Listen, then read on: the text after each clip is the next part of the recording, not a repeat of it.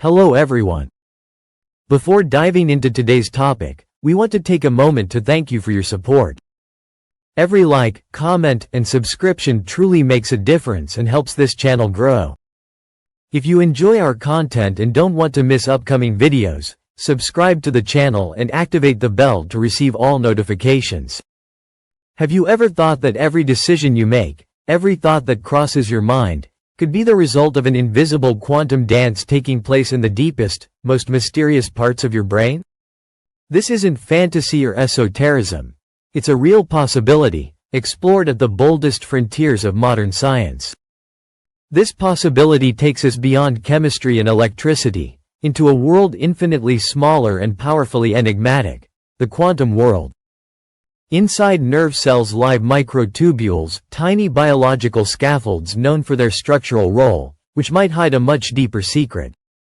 According to the theories of Roger Penrose and Stuart Hameroff, microtubules are not just cellular supports but actual centers of quantum computation.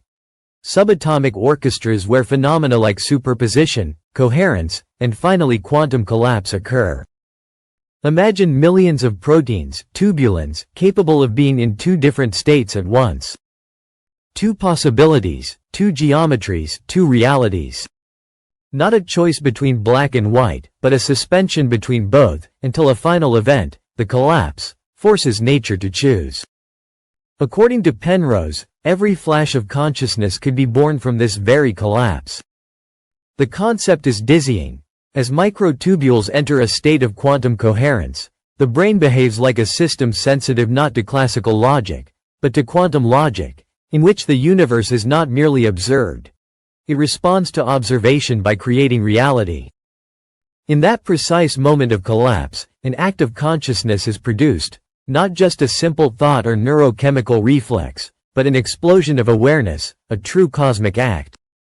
Every time you choose, perceive, or feel, you are experiencing the result of a quantum state that has just decided what to become, not because you imposed it, but because you yourself are part of that process.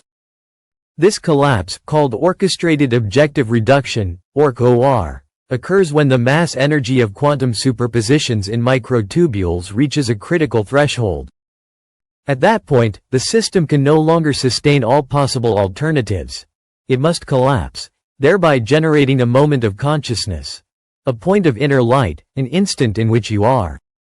At that moment, the network of microtubules collapses, and the entire inner universe reorganizes. It is as if the invisible, for a moment, decides to manifest itself. Each quantum collapse transforms pure information, what Penrose calls proto-consciousness, into concrete awareness. It's not magic, it's physics. It's not fantasy, it's a scientific theory. At the heart of it all is gravity. Not just as a force that keeps the apple attached to the branch, but as a fundamental principle that also acts within the brain, bending the space-time of possibilities and forcing it to become reality. This isn't decoherence, as in standard quantum physics models, nor is it a simple external measurement.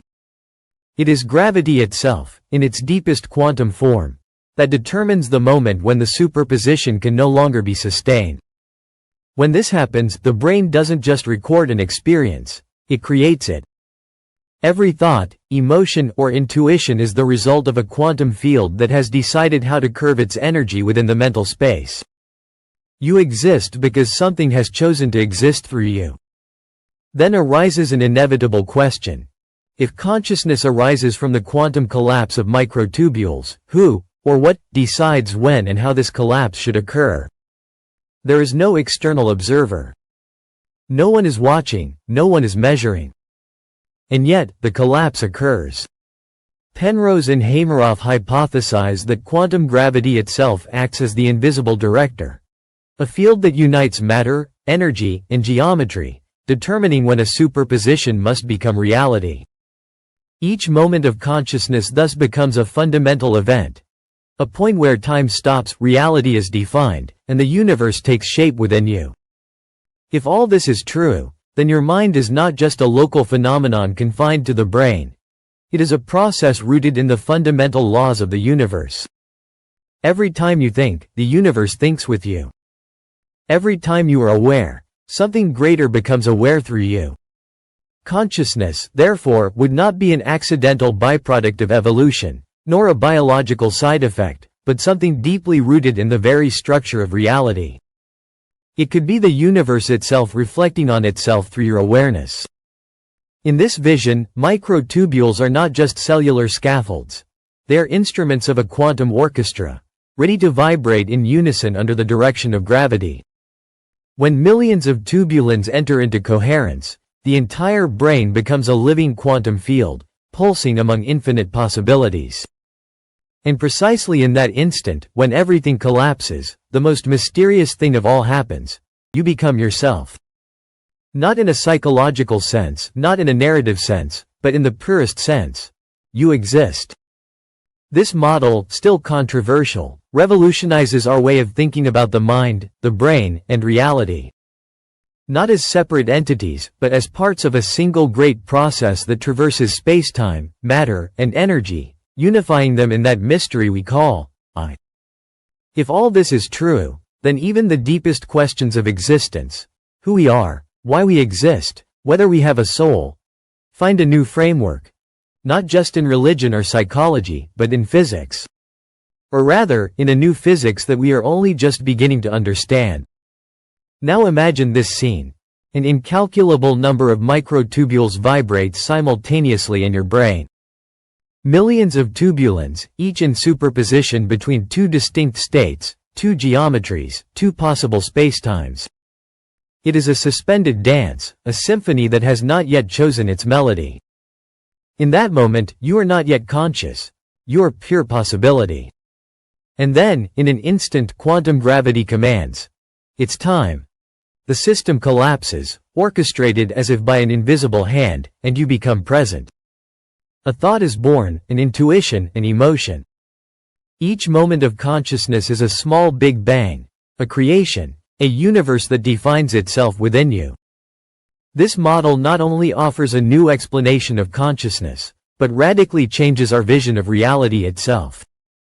If every mental act is the result of an orchestrated quantum collapse, then every human being is a privileged observatory of the universe, a point where reality takes shape through experience.